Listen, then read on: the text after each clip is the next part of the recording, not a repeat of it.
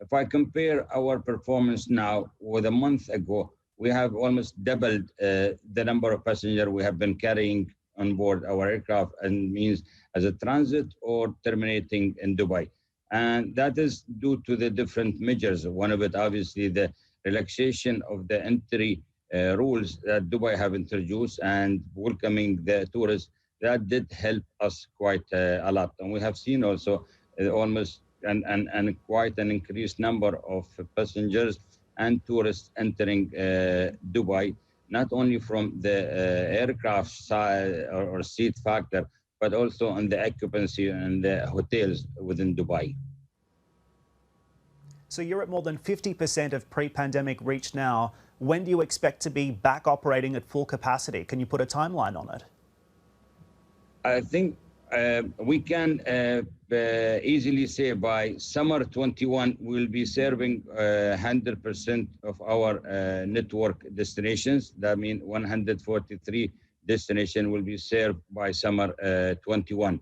Obviously, the number frequency of flight per day will depends on the demand and some of the restriction that we will need to unwind from some airport and some countries. But in terms of the airline network planning, by summer 21, we'll be covering 143 destinations. And we've also had a diplomatic breakthrough in the region, which means you might have the opportunity to add some new routes. Tell me, with this breakthrough that we've seen between the UAE and Israel, will Emirates soon be offering direct flights into that country? I think it's a tie or an agreement between the two government, and definitely there will be many other sectors within the business will be benefiting from such an agreement. Obviously, the aviation will be one of the main sectors. But before we plan any flight between here and Israel or Tel Aviv, there will be an agreement needs to be put in place and approval between the two cities. But for sure, our eye on that, and we will be looking forward to carrying more depth in the details of the type of traffic and demand that will be offered. But I think the demand will come from the regions, from both sides of the regions, and there will be quite a lot of opportunity for trading and businesses between the two cities and the two countries.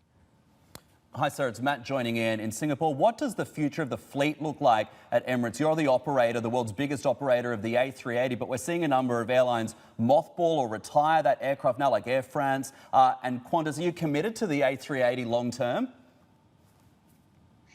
The Emirates plan for the A380 is there. We will have this aircraft operating in our fleet at least until 2035 or plus. We have currently 115 of them, and we start deploying the aircraft into the network. We have currently 7 of these aircraft supporting a number of destinations. The latest one was Canada.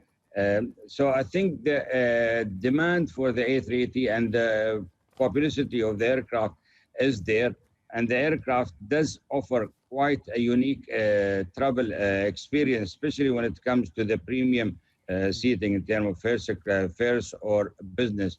It does offer additional privacy on board the aircraft, and especially with the current type of operation and I say as hygiene, is the A380 does offer that unique experience for business travelers. So I think the A380 will remain in our fleet. There is obviously a plan to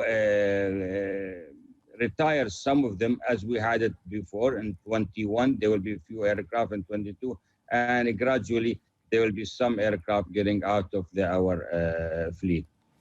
Can they remain economically viable, though? Will we see a day when an Emirates A380 is completely packed, every seat, 500 plus of them full, given social distancing guidelines? I think is that there will be a gradual build of traffic on our network. And we have introduced some of the aircraft today to some of the destinations. We have seen the variety. In some places, we operate the aircraft at 50%, sometimes 60%, sometimes even 70%. So I think there is a variation on the day and on the specific timing when there is a demand on the travel. But the A380 will come back, and we will be able to service the aircraft to a unique destination with 100% of its capacity.